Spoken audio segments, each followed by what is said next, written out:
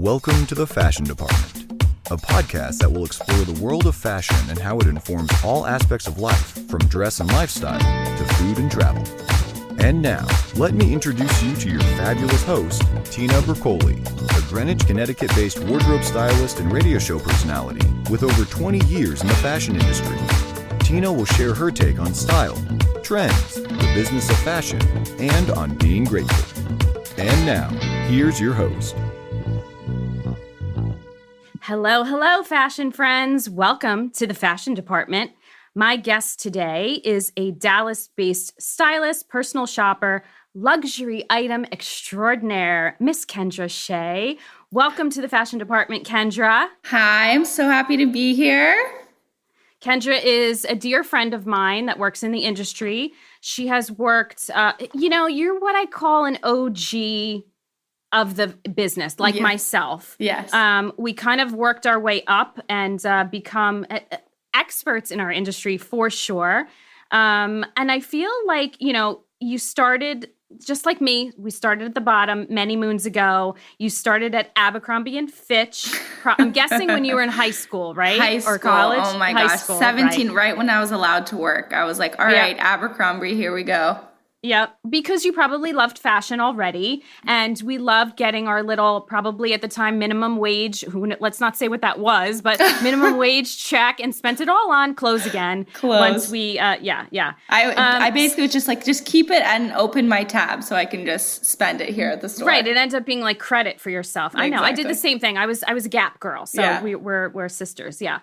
And basically, you've worked your way up. You spent many years working in and experience in the designer and ready-to-wear industry, which kind of brings us to today, where you certainly have become an expert in your field, our field, I should say. Yeah. So I wanted to kick things off with some hot topics, and I want to talk more of the business of fashion. I have a segment that I like to call the business of fashion, where we kind of talk about like what's happening, and just not the trend side of things, not the fun, colorful side of things, but more the thought process, the industry, how it's going. And specifically, I wanted to ask you, especially in today's climate, how do you think things have changed from a stylist or personal shopper's point of view with online shopping becoming as huge as it is?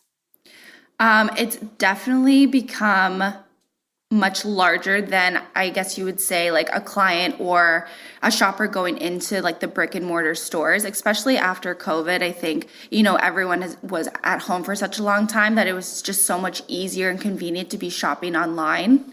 Yeah. So yeah, that's kind of my take on it. It's a little bit more difficult to really have a personal relationship with these clients now because everyone is shopping virtually.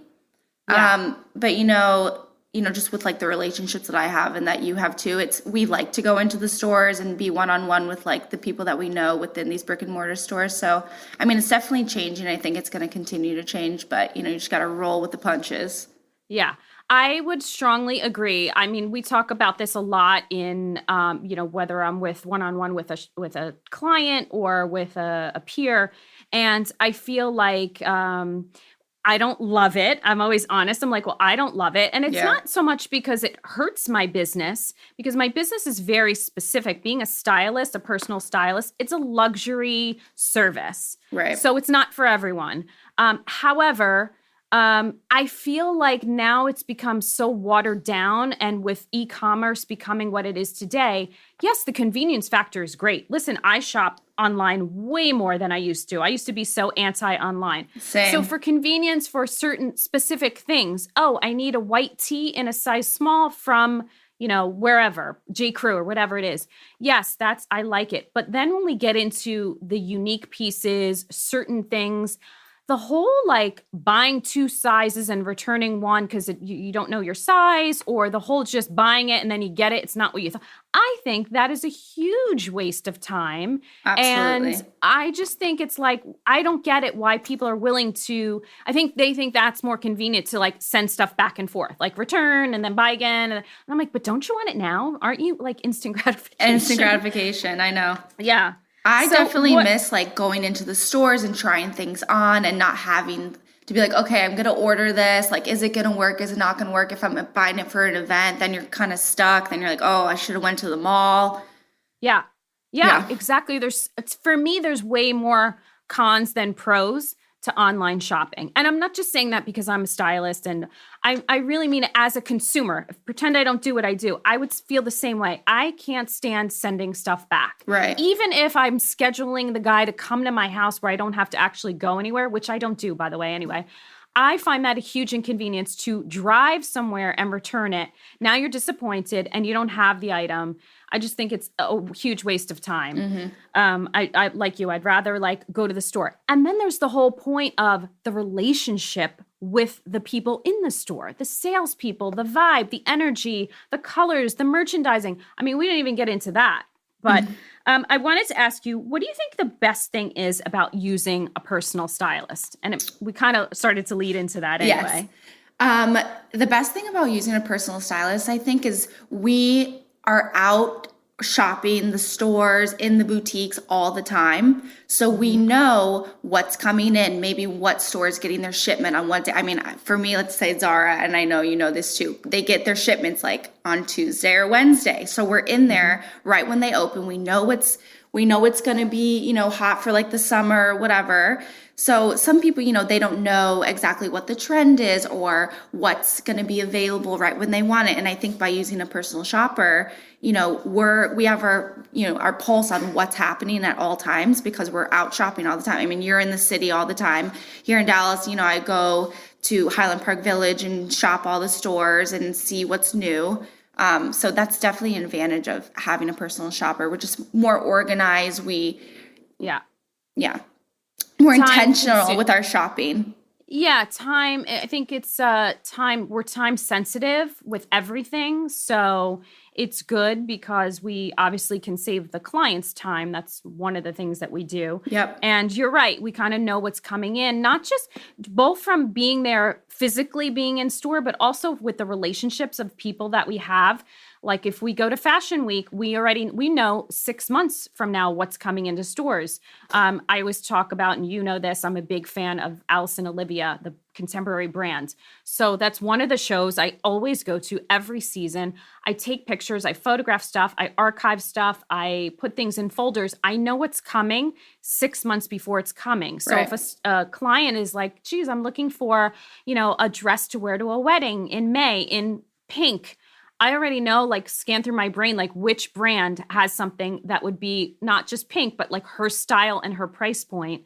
So yeah, we're like little, we have like a little crystal ball. Yeah.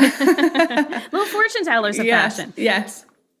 So, in other words, do you think that brick and mortar stores are dead? There's a lot of talk about like that being like the end of the road, things are changing. I don't know. What are your thoughts? I don't know if like dead is the word, but I definitely think that everyone is going to start veering towards, you know, online shopping and these big brick and mortar stores. I don't know. I personally think that like they're starting to buy a lot more safe because people are shopping more online. So they want to be more like mainstream, I guess you could say. Yeah. I mean, just look at Barney's New York. So I worked at Barney's for 4 years in personal shopping in Beverly Hills. It was great. It was, you know, you were taking time out of your day to plan. You go to Barney's, you would go to lunch up at Fred's, you come back down. It was a whole experience. And, you know, I think these stores, these brick and mortar stores now are trying to like hang on or change their, you know, business model or, you know, how they're really connecting with their clients. So, you know, I think in the next, I don't know what, like 10 years, I think the way that people are shopping brick and mortar is going to be definitely different than what it is right now. I agree. I think London is already a little bit ahead of us. Certain stores there, I think it's Selfridges, are changing. Some places here too are trying it. They're trying to make it be an ultimate experience. So, for example, as you know, the Nordstrom flagship in New York City, they've got like 5 restaurants.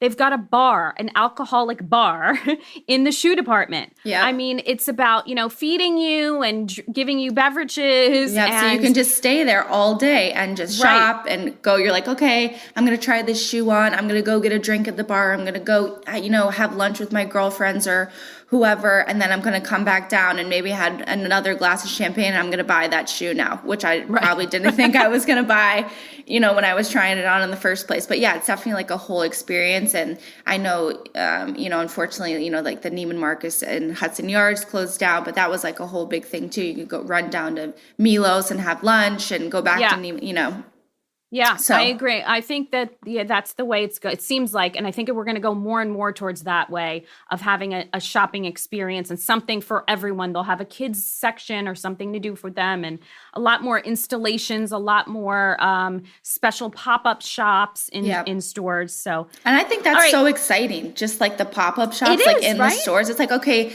I might have seen all of this merchandise already, but they're having a Prada pop-up or Valentino's doing something, and it's like makes you excited to go to that store again just to peruse and see what's happening. I think the pop-ups is a genius thing to do. I agree. It's something different. And the pop-up thing, so that's basically, for those who don't know what we're talking about, it's basically like a brand will come in and do like a mini store within the store. So let's say, for example, it's, Tory Burch.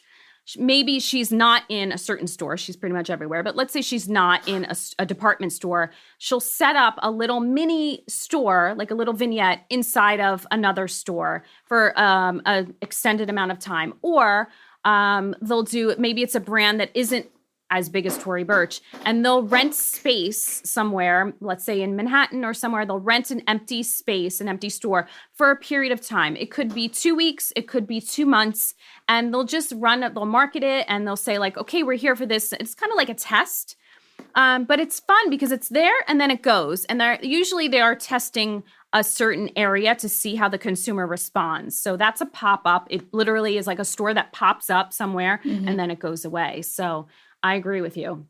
All right, I want to switch gears a little bit and let's talk trendy. So a couple of things have been kind of in the forefront of trends right now. And, I always say I don't believe in living and being trend driven, but I like to know them. I always like to know them. And basically for me, I always tell my clients, don't worry so much about what the trends are. It's great to know if you want to have a conversation, but ultimately, I think trends are something fun. And it's just really what it means is it's not something you have to live by, but I think it just means something has become accessible. So, for example, if bell bottoms are trending one season, it just means that now we're going to see bell bottoms in probably every price point, at every different style, and every color, and every fabric. And if you look good in bell bottoms, great. But if you don't buy the bell bottoms. Right. Don't wear them. So that's not being trend driven. I think it's just something that, becomes accessible. So thoughts on the Y2K trends, this whole early 2000, I guess it starts late 90s. Late 90s. Mm-hmm. What are your thoughts on that? Well, I was laughing because I went back to kind of look over the whole Y2K, because this was very much in my high school years, the end of middle school. And I was just like, oh my gosh. I think, obviously trends always come back around. Yes. The Juicy Couture tracksuit, people started wearing those again. And I was like, oh my gosh, I had so many of them, every color. And then I didn't, and then I got rid of them because I was like, oh, I wouldn't be caught dead wearing this. And now it's back. And then the little crop tops and the small colored sunglasses and the boyfriend jeans and all of this stuff. And I think, it's not necessarily my style anymore. I think with trends, you take bits and pieces of the trend and kind of add it on to what your personal style is now. So the little sunglasses, the little, who's making Prada, Balenciaga, they're making the little square mod ones. That's cute. That's something I would wear. But I wouldn't necessarily be in the little knit crop tops, and you wouldn't take it so literally. Yeah. And look I agree. I think it doesn't make sense for everyone. Right. And I agree. Trends kind of just recycle. So I always say, if you're going to do something, first of all, if you were old enough to be when it was the first time around, you probably don't want to wear it the second time around or third. However, if you're going to do it, you have to do it with a twist. Right. So I always say, like, take it and make it modern, or take it and twist it. And like you were saying, maybe it's just the little mod sunglasses and you're going to wear it with your suit to work, and that's it. Like, that's your nod. Yeah. What about platform shoes? Thoughts on that? My thought. We are always here for a platform shoe. I don't think they've ever gone away from us. We're petite girls. And you can see why we're friends. Yeah, we need a little height. The higher the heel, the closer to heaven. Vertically challenged. Yeah, vertically challenged. I'm here for them. You are much better walking in them than I. I probably would fall on my face. You're a profesh. But I love them, and I think, they have definitely come and gone. But I mean, the Valentino ones I think are my favorite ones right now. Oh, stunning. Yeah, so I would agree. And that's one thing, for a really good example. For me, they never go out. So I don't care if they're quote unquote on trend or off trend. I always have them. You know me. I joke. I tell everyone I'm allergic to flats. That's it. It's only, and not that I wear platforms all the time, but I am in some sort of a heel. It's a platform. It's a heel. It's a stacked heel. It's some sort of elevation. Even my sneakers are platform sneakers. So it's rare that I don't own a pair of ballet flats. I tried it. I really did. I gave it the good old, college try. It was a hard no for me. I was like, I can't stand this. Like, first of all, my feet hurt. I was like, I can't. Yeah. And my vantage point was different. And then I had people say to me, oh my gosh, and I go, I'm so short, because suddenly they're looking at me. So yeah. All right. Okay. What about Regency Core? I love all these new names that are popping up. So this is basically, for those listening, a nod to, if you're watching the show Bridgerton, if you're watching all these period pieces, The Crown, all these period pieces that have been popping up. This is very sort of like corsets and lots of lace and very kind of 18th century Regency core, as they're calling it. But it's a nod to that. What are your thoughts on that? Well, we all know I love a puff sleeve. Yes, you do. Live and die in a puff sleeve. Anything puff, anything floral, I love. Your platform shoe is the puff sleeve. Oh my gosh. Seriously, you show me a puff sleeve, I'm sold. It's very true. A floral I love. The corsets I love, in moderation if it's done like tastefully. I think it's pretty. Like if you do like a cute dress and it has ribbing or a corset in it, I think that's cute. But yeah, a little hint of Regency core every once in a while. Okay. I think it's good. So like the other things, you think kind of just wearing it, adding it into your wardrobe, kind of sprinkling it in. Yeah. I'm with you. I like it too, but I like it in small doses, and I think most people would agree. It's maybe say, no, definitely not me, but I think this little bit of like lace or whatever, I'm not a big person. I'm not a big fan of lace, but I like a little bit. I don't mind a little lace sleeve, or if it's a little bit of a pattern on the top. I won't wear like a full, a lot of lace. I probably won't wear a lace dress. Yeah, but a little bit. I don't mind it. And then I'm going to pair it back though with like ripped jeans or something. So it's that hard and soft, that kind of juxtaposition of two things. That's where styling comes in, and kind of knowing how to play with that. I think that's definitely how like a good stylist, how you can be a good stylist is how to know how to kind of dress with each trend or each, like me, like I can wear, an Adidas tracksuit one day, and then the next day I'm in like a little fluffy ruffled dress, or your client wants to be, sporty spice one day, and then she wants to be, in Tory Burch another. So I think us having the knowledge of kind of all of the different types of fashion and trends is why we're needed in this world. Yeah, I would agree, because you know what? It can get tricky, and I think it can also get overwhelming for someone not in the industry or not that doesn't know. It also kind of ties back with like finding your own style and kind of defining it. So I always say I play within a couple of looks, a couple of ranges. And I kind of stay within those different looks. I don't go too far one way or the other. Like preppy is one of the styles I love, but I don't dress all preppy all the time. Today I'm not. Today I'm more like, boho granny chic. So I think knowing what your style is and then kind of playing within that range and learning how to kind of, switch things up and do things that, make an outfit fun. And last on my list is cutouts. What are your thoughts of this? This seems to be, people seem to have a strong reaction one way or the other about cutouts. At least my clients have. What are your thoughts on that? I am okay with the cutout as long as it's tasteful. Okay, like I'm not about to have like your chest cut out and your back cut out and then it's like a mini skirt. It's kind of like pick one. Right. So, but it's different for everyone. Some people want their, if your client wants their back out, then you're going to have like a higher neck or have something more tasteful in the front. Or if you want to cut out in the front or on your stomach area or whatever. I think you can't do both. You need to pick one. Agree. Okay. I like that. Very good. All right. So I'm going to switch gears again. And I wanted to play a little game of like it or lump it. I like to call it. So. Yes. So I'm going to give you, I didn't give you this ahead of time for those listening. Yes, I love a game. Let's go. Let's go. We love a game. Here we go. All right. I'm going to name a trend or a style, let's call it. And you're going to tell me like it or lump it. And I'll tell you mine afterwards. So okay. Sequins for daytime. You know what? I like it. Oh, okay. Because you just put it with like, a little short or like a boyfriend jean. If you're going on like brunch with your girlfriends, I think it's cute.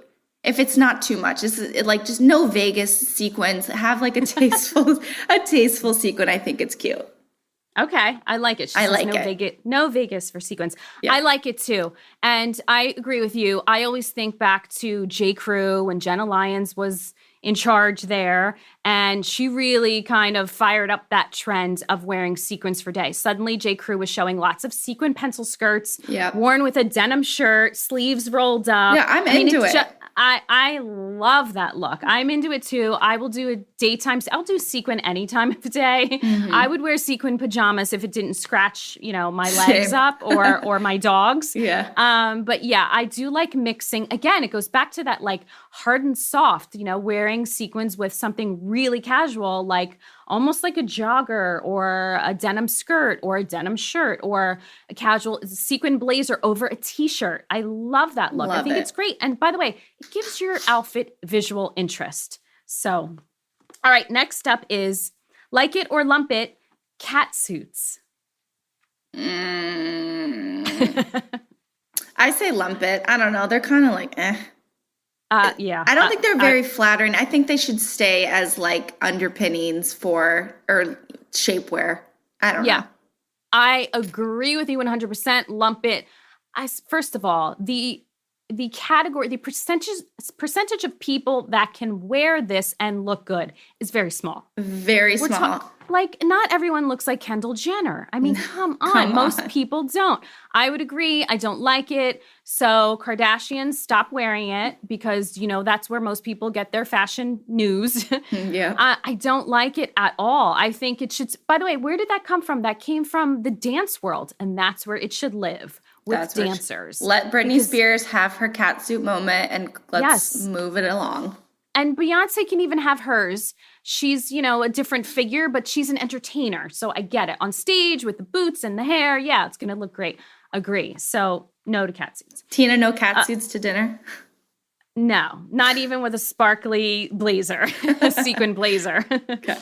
Next on my list, like it or lump it, tuxedo dressing. So like the tuxedo pants or the jackets with the long lapel. Love it.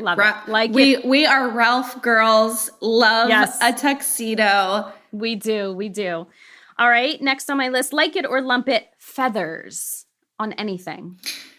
Yeah, I like it. I think it's cute.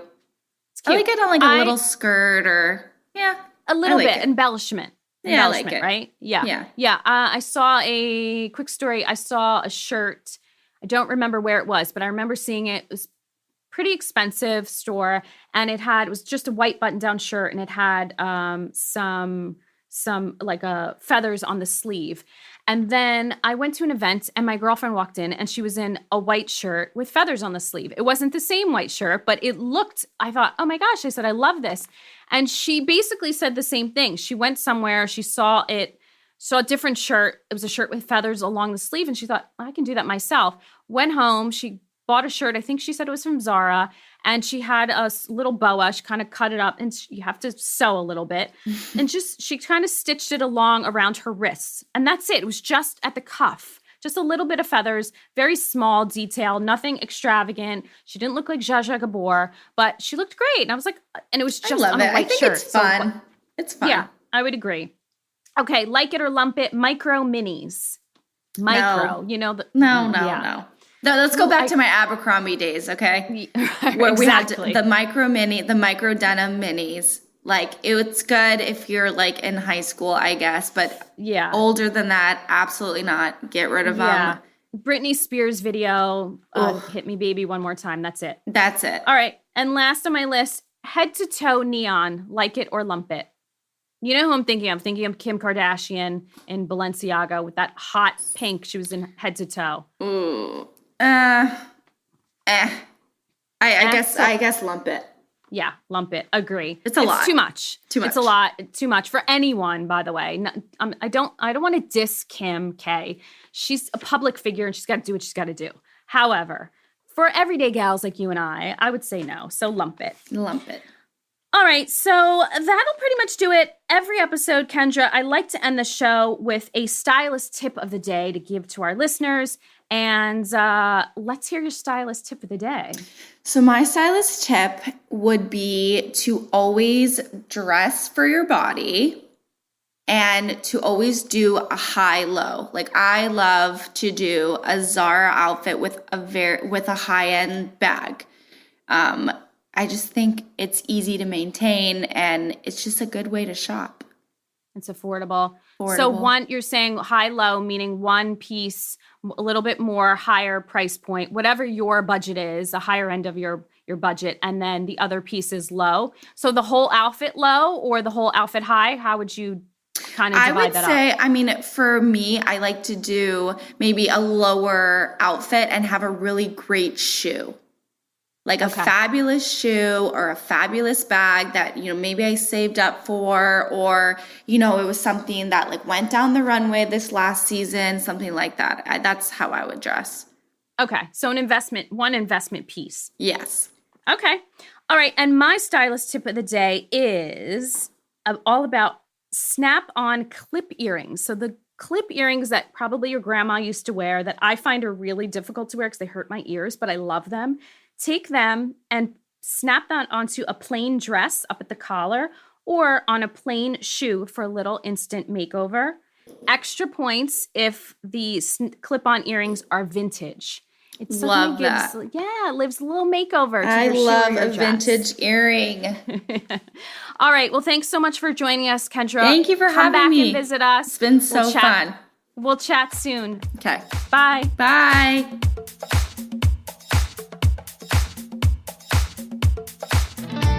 Thanks for joining me in the fashion department. Be sure to subscribe so you never miss an episode. For more inspiration and fashion content, check out my website and follow along on Instagram at wardrobe_envy. And a special thanks to the Factory Underground Studio for recording and producing this show. See you next time.